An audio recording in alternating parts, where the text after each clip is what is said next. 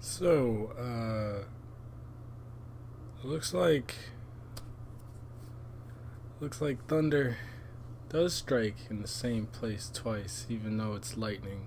In a previous video, I might have, jokingly said that Paul George was definitely going to LA. He wasn't even considering the Thunder, even though the Thunder would get some consideration. It was widely accepted that there was no way Paul George was not going to be in an LA jersey next year. Well, he's re-upping for 4 years. He's not doing a 1+1 LeBron James style where he can still be kind of a mercenary. No, he has decided to stay with the Oklahoma City Thunder for 4 years. And this is pretty significant for the OKC Thunder.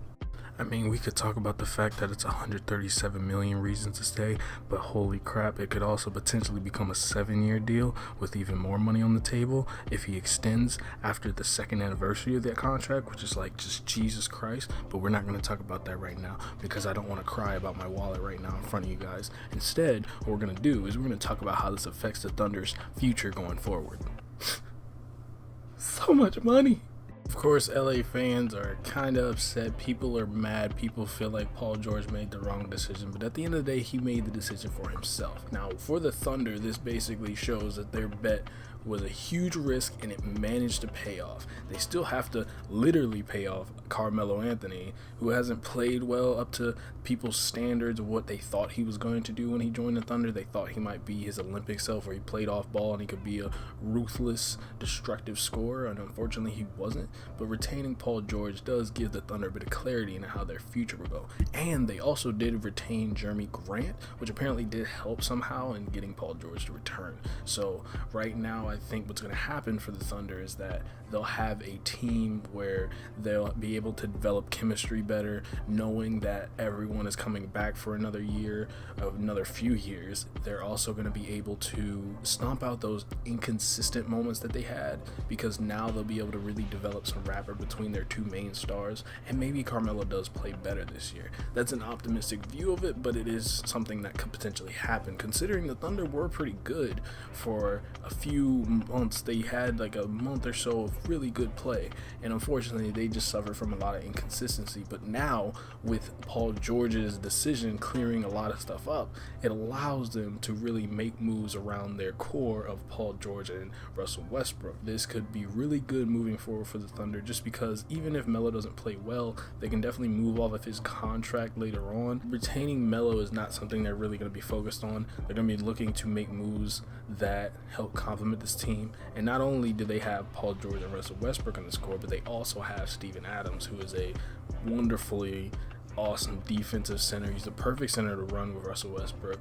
You know, the only way you could get better is if you got Anthony Davis or some superstar big man that's not injured. I also think moving forward for OKC, this allows them to start recruiting other people to come play with them.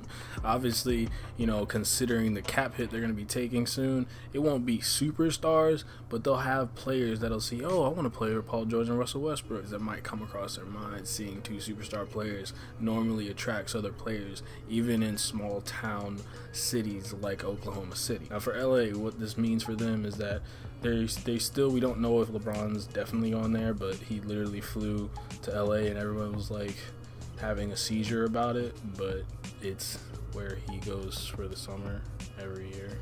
So.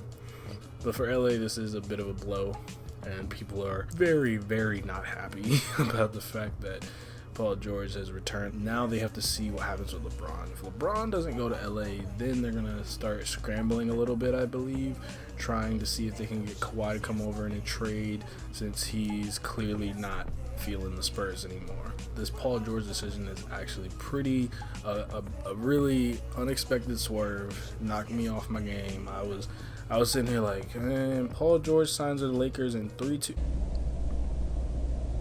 Wait, there's a party with Russell Westbrook. If y'all didn't quite get it, let me say it again. I'm here to stay.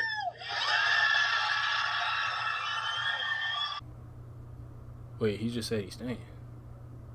Oh, Twitter about to be mad. Oh, ooh. Well, this guy says, I don't have two first names. I also don't play for the Oklahoma City Thunder.